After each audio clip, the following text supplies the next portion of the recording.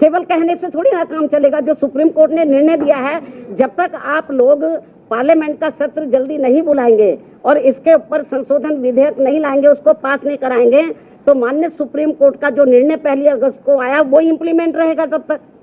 तो जब तक तो बहुत नुकसान हो जाएगा इन वर्गों के लोगों को। हाँ,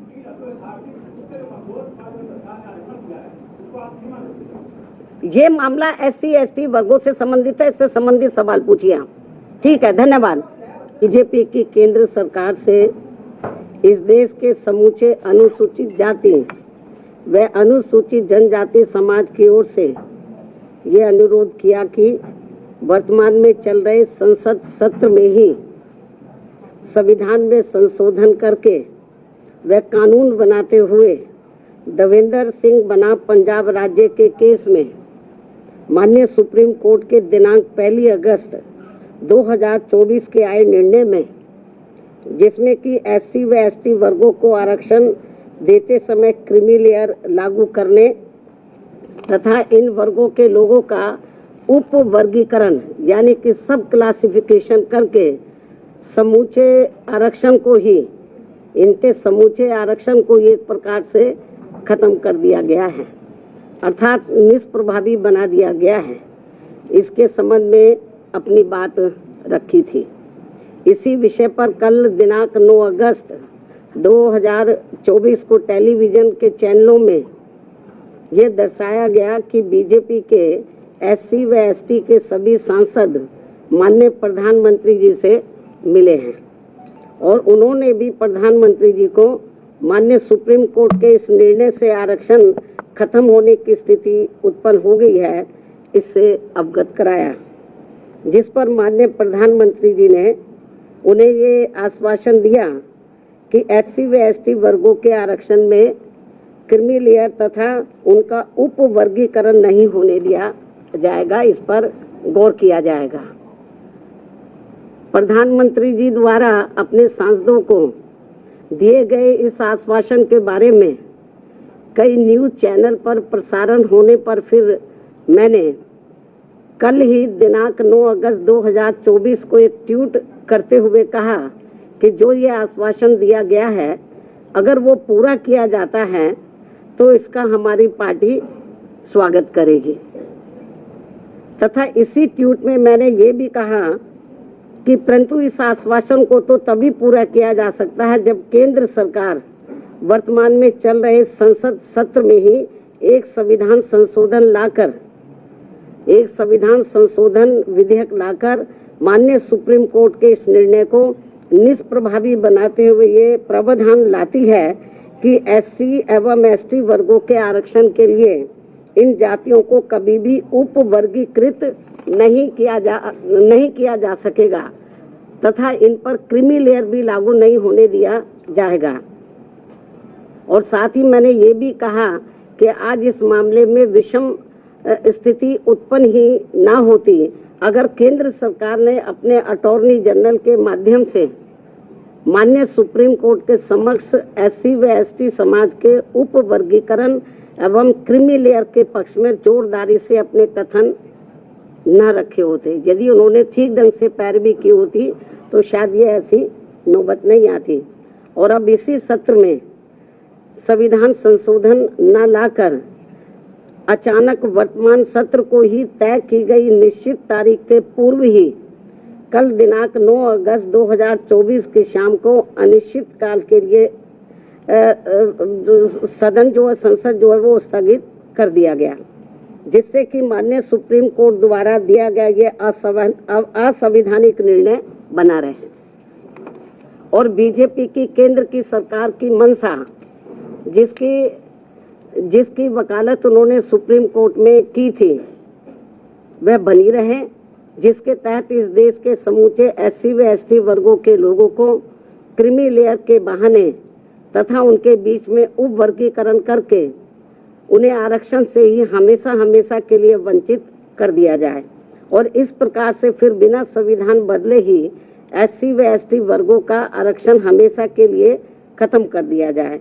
एक और वर्तमान संसद सत्र को निश्चित तिथि से पूर्व ही समाप्त करना और दूसरी तरफ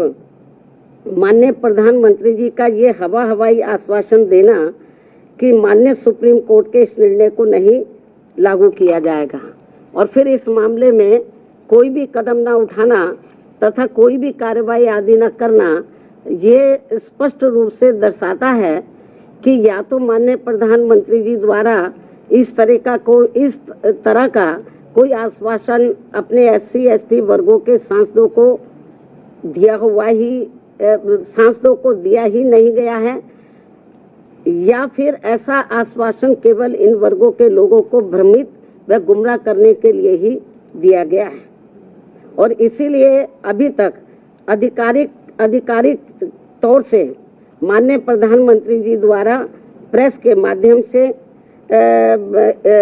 माध्यम से या अपने कुछ सरकारी ट्वीट के माध्यम से इस आश्वासन की कोई पुष्टि नहीं की गई है। केवल आश्वासन दिया जब वो MP लोग मिले हैं, लेकिन अलग से कोई सरकारी तौर पर उन्होंने ना कोई प्रेस के द्वारा इस संबंध में बताया, ना कोई उन्होंने अपना कोई ट्वीट जारी किया सरकारी तौर पे, जैसे वो करते रहते हैं। इन सब कारणों से आज इस देश में SC व ST वर्गों के रह रहे लगभग 40 करोड़ से ज्यादा लोग पूर्व में कांग्रेस की रही सरकार की तरह ही वर्तमान BJP की केंद्र की सरकार के द्वारा भी अपने आप को काफी ठगा सा महसूस कर रहे हैं, जिनको कि यहाँ वर्षों से छुआछूत एवं अनेकों अन्य शोषण व उत्पीड़न आदि सहने पड़े हैं और जो आज भी सहने पड़ रहे हैं, जिसकी वजह से ये लोग आज भी सामाजिक एवं आर्थिक तौर से पिछड़े हुए हैं, जिन्हें ये आरक्षण दिलाने का कार्य परम पूज्य बाबा साहब डॉक्टर भीमराव अंबेडकर द्वारा कांग्रेस पार्टी के भी विरोध के बावजूद अपने अथक प्रयासों से दिलाया गया है। जबकि केंद्र की सरकारों ने इस आरक्षण को खत्म करने के लिए समय समय पर लगातार अनेकों प्रयत्न किए हैं, जैसे कि सरकारी नौकरियों को खत्म करके कॉन्ट्रैक्ट के माध्यम से कार्य कराना, जिनमें उनके द्वारा नियुक्त कर्मचारियों पर कोई आरक्षण लागू नहीं होता है। सरकारी उपक्रमों अर्थात संस्थानों को निजी हाथों में बेचकर उनमें मिल रही लाखों की संख्या में नौकरियां, जिसमें SC व ST वर्गों को भी आरक्षण उपलब्ध था, वो भी खत्म कर देना। लाखों की संख्या में पदों को खाली करना। देश में लाखों पद जो कि SC व ST वर्गों के लिए आरक्षित थे, उन्हें सालों से खाली रखना और बाद में उन्हें समाप्त करके सामान्य वर्ग को दे देना। पदोन्नति में आरक्षण के लाभ से SC व ST वर्गों के कर्मचारियों को पहले ही माननीय सुप्रीम कोर्ट के एक पूर्व निर्णय जो कि नागराज के केस में दिया गया था, उसके तहत खत्म कर दिया गया था तथा जिस निर्णय को निष्प्रभावी बनाने के लिए संसद में संवैधानिक संशोधन विधेयक BSP के अथक प्रयासों से राज्यसभा में तो पारित हो गया था, परंतु उसके बाद वह लोकसभा में आज तक भी पास करने के लिए नहीं लाया गया है। और ये वही बिल है जिसको कि समाजवादी पार्टी ने अपने सांसदों के द्वारा कांग्रेस एवं BJP के साथ मिलकर संसद के अंदर ही फाड़ दिया था। और अब इसी प्रकार ही भाजपा की केंद्र सरकार ने अपने वकील अटॉर्नी जनरल के माध्यम से सुप्रीम कोर्ट में उप वर्गीकरण और क्रीमी लेयर के पक्ष में गलत दलीलें दिलवाई थी, जिसकी वजह से ही नागराज के निर्णय की तरह दविंदर सिंह बनाम पंजाब राज्य के केस में भी माननीय सुप्रीम कोर्ट द्वारा दिनांक 1 अगस्त 2024 को आरक्षण के विरुद्ध निर्णय दिया गया है, जिसका सीधा असर ये होने वाला है कि अब संपूर्ण SC व ST वर्गों को आरक्षण प्राप्त नहीं हो सकेगा, क्योंकि इस निर्णय के अंदर ऐसी व्यवस्था कर दी गई है कि अब पूरे देश में राज्य सरकारें अपने अपने राजनीतिक फायदे के हिसाब से SC व ST वर्गों के लोगों को आपस में ही लड़वाने का काम करेंगे और इन वर्गों के लोगों को जीवन भर कोर्ट कचहरी के ही चक्कर लगाने के लिए मजबूर कर देगी और फिर अंत में इनके सभी आरक्षित पद खाली पड़े रहने के कारण या तो ये पद खत्म कर दिए जाएंगे, अन्यथा इन्हें सामान्य वर्ग को ही दे दिया जाएगा। ऐसे में मेरी इस देश के सभी SC व ST वर्गों के सांसदों एवं MLA व MLC तथा अन्य राजनीतिक पदों पर बैठे लोगों से भी, चाहे वो किसी भी पार्टी से चुनकर आए हों, उन सभी से ये कहना है कि ये लोग बीजेपी, कांग्रेस, समाजवादी पार्टी, आम आदमी पार्टी व अन्य पार्टियों की भी SC व ST वर्गों के आरक्षण के विरुद्ध उनकी नीयत व सोच से जरूर सजग हो जाएं, सचेत रहें और अपने मूलभूत संवैधानिक आरक्षण के अधिकारों को खत्म होने से बचाने के लिए एकजुट होकर इसके विरुद्ध अपनी आवाज एक संवैधानिक और शांतिपूर्वक तरीकों से पूरी जोरदारी से उठाएं, वरना अब इस देश के SC व ST वर्गों के लोगों को हमेशा हमेशा के लिए आरक्षण से वंचित कर दिया जाएगा। फिर वो चाहे नौकरियों में आरक्षण हो या किसी राजनीतिक पद के लिए हो, जैसे कि MP व MLA आदि के लिए हो। इसके साथ साथ मेरा ये भी कहना है कि अब समय आ गया है जबकि माननीय उच्च न्यायालय एवं उच्चतम न्यायालय आदि की नियुक्तियों में भी SC व ST वर्गों के लिए पद आरक्षित किया जाए, जिससे कि इन उच्च अदालतों में इन वर्गों के लोगों की भी बात सुनी जाए और समझी जाए और भविष्य में माननीय सुप्रीम कोर्ट द्वारा नागराज केस में दिए गए निर्णय एवं दिनांक 1 अगस्त 2024 को देवेंद्र सिंह बनाम पंजाब राज्य में दिए गए निर्णय की तरह के अन्य कोई और निर्णय SC व ST वर्गों के विरुद्ध देकर उनके संवैधानिक अधिकारों का हनन न किया जाए। इसके अलावा मेरा सावधानी के तौर पर SC व ST वर्गों के लोगों को ये भी कहना है कि दिनांक 1 अगस्त 2024 को माननीय सुप्रीम कोर्ट के द्वारा SC व ST वर्गों के आरक्षण के मामले में दिए गए निर्णय को लेकर अभी तक भी कांग्रेस पार्टी चुप क्यों बैठी है? अभी तक भी कांग्रेस पार्टी चुप क्यों बैठी है? इन वर्गों को ये भी सोचने की बात है। इस पार्टी के बारे में इन वर्गों को ये भी सोचने की बात है। इसके साथ ही जहां इस पार्टी की यानी कि कांग्रेस पार्टी की अपनी राज्य सरकारें हैं, तो वहां ये पार्टी अभी तक भी अपनी स्थिति क्यों नहीं स्पष्ट कर पा रही है? अर्थात वहां भी ये पार्टी चुप क्यों बैठी है? या फिर ये कहे कि हम इस निर्णय को यानी कि कांग्रेस पार्टी इस निर्णय को ही मानते हैं और इस पर ही अमल करते हैं जो अभी 1 अगस्त 2024 को माननीय सुप्रीम कोर्ट ने दिया है। इसके साथ साथ आम आदमी पार्टी, जिनकी पंजाब व दिल्ली में भी इनकी अपनी सरकार है, ये पार्टी भी इस मामले में अपनी स्थिति स्पष्ट करें कि ये पार्टी इस निर्णय को वहां लागू करेगी या नहीं। इस प्रकार इन पार्टियों की भी इस दोगली नीति से SC व ST वर्गों के लोग जरूर सावधान रहें,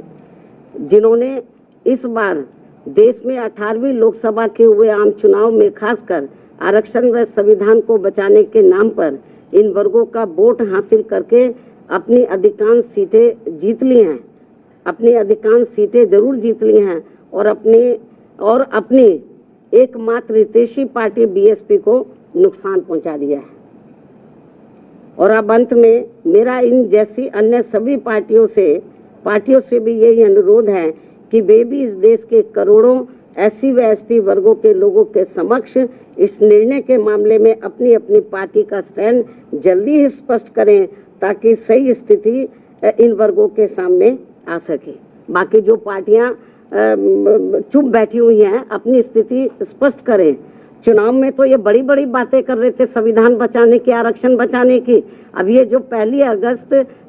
को जो अभी रिसेंटली अभी जो निर्णय आया है, उस निर्णय पर तो अब ये संविधान नहीं दिखा रहे किसी को। अब ये आरक्षण की बात नहीं कर रहे कांग्रेस पार्टी एंड कंपनी के लोग और भी पार्टियों के लोग,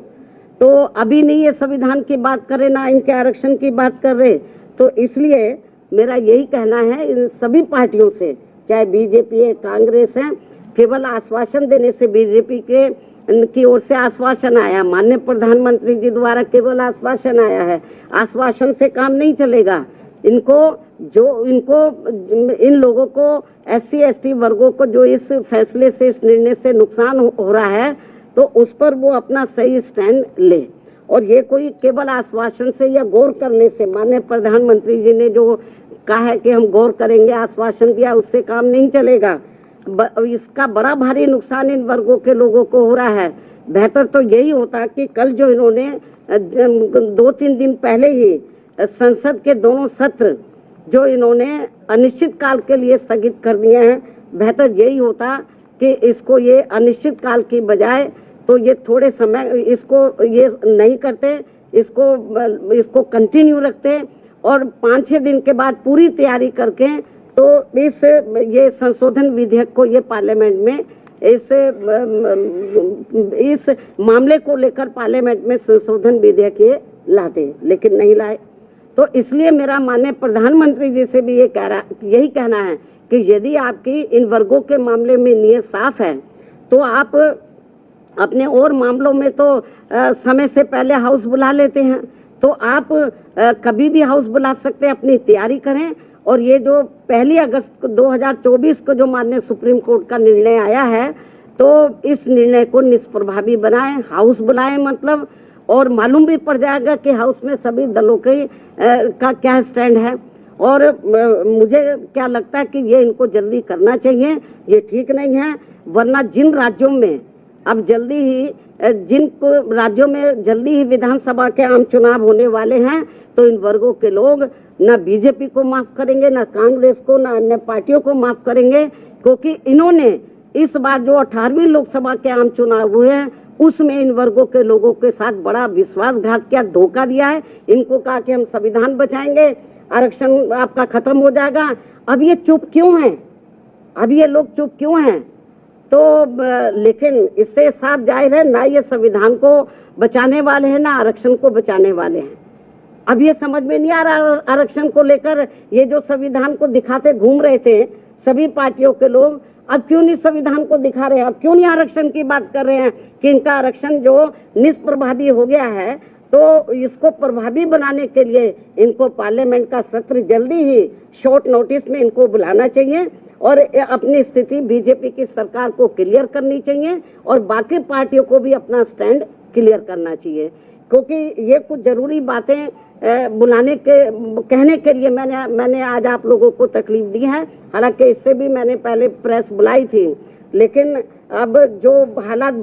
जो स्थिति सामने आ रही है, कल मैंने ट्वीट भी किया, लेकिन ट्वीट में सारी बातें नहीं आ सकती हैं, ट्वीट में सारी बातें नहीं आ सकती है। इसलिए फिर मैंने सोचा कि मैं मीडिया बंधुओं के समक्ष जाकर अपनी पार्टी की सही स्थिति आप लोगों के सामने इस संबंध में रखूं, इसलिए आज मैंने आप लोगों को तकलीफ दी है। इन्हीं जरूरी बातों के साथ अब मैं अपनी बात यहीं समाप्त करती हूं। धन्यवाद। जय भीम व जय भारत। इसका जवाब मैंने दे दिया है।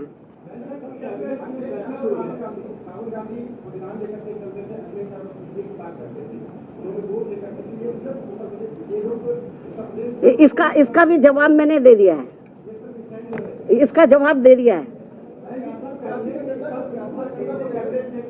जाति जनगणना को लेकर हमने एक बार नहीं अनेकों बार कहा है कि केंद्र की सरकार की ये जिम्मेवारी बनती है। बहुत पहले राष्ट्रीय जातीय जनगणना हुई थी देश में, लेकिन बरसों बीत गए हैं। अब केंद्र की सरकार की जिम्मेवारी बनती है, ये मामला राज्यों के ऊपर न छोड़कर केंद्र की सरकार अपनी जिम्मेवारी समझे और इसकी राष्ट्रीय स्तर पर जातीय जनगणना होनी चाहिए।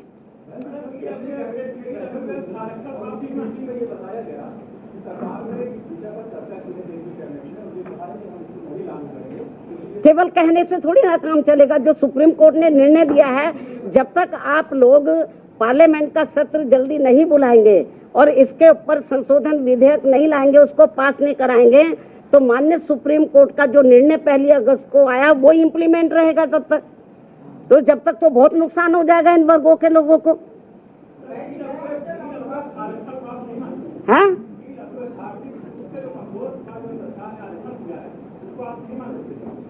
ये मामला SC ST वर्गों से संबंधित है, इससे संबंधित सवाल पूछिए आप। ठीक है, धन्यवाद। अरे छोड़ो, आप क्या जया बच्चन मतलब इतना इम्पोर्टेंट मामला है, देश के करोड़ों SC ST वर्गों के हितों का मामला है, आप उससे ध्यान डाइवर्ट करने के लिए आप ऐसी बातें कर रहे हैं, तो आप उनसे पूछो जाके। अब आप लोगों के लिए जल पानी का या लंच का जो भी अरेंजमेंट किया है, पिछली बार तो के लिए हम आपसे माफी चाहते हैं क्योंकि समय बहुत कम था, तो हम आपकी खिदमत ज्यादा नहीं कर सके, लेकिन मैं तो बहुत कम प्रेस बुलाती हूँ। आप लोग सोचते हैं बहन जी जल्दी जल्दी नहीं बुलाती। ठीक है, धन्यवाद।